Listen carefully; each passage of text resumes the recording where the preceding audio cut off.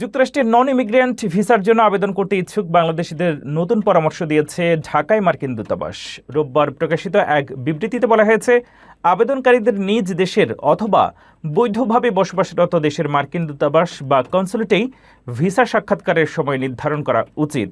মার্কিন পররাষ্ট্র দপ্তরের হালনাগাদ নির্দেশনা অনুযায়ী নিজ দেশের বাইরে অন্য কোনো দেশে সাক্ষাৎকার দিতে চাইলে আবেদনকারীদের ভিসার যোগ্যতা প্রমাণ করা আরও কঠিন হতে পারে। একই সঙ্গে সাক্ষাৎকারের জন্য অপেক্ষার সময়ও উল্লেখযোগ্যভাবে দীর্ঘ হতে পারে। এতে আরও বলা হয়েছে, যারা অন্য দেশে বসবাসের ভিত্তিতে সাক্ষাৎকার দিতে চান তাদের অবশ্যই সেখানে বৈধভাবে বসবাসের প্রমাণ উপস্থাপন করতে হবে।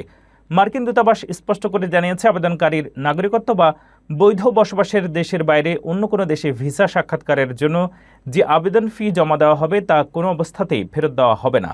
এমনকি ভিসা প্রত্যাখ্যান করা হলেও বা পরে অন্য দেশে নতুন করে আবেদন করলেও সেই ফি স্থানান্তরের সুযোগ থাকবে না। মার্কিন দূতাবাসের এই নির্দেশনা বিশেষভাবে গুরুত্বপূর্ণ তাদের জন্য যারা দ্রুত সাক্ষাৎকারের তারিখ পাওয়ার আশায় তৃতীয় কোনো দেশে আবেদন করার পরিকল্পনা করছেন। তাই আবেদন করার আগে সংশ্লিষ্ট নিয়ম ও শর্ত ভালোভাবে জেনে সিদ্ধান্ত নেওয়ার পরামর্শ দেওয়া হয়েছে।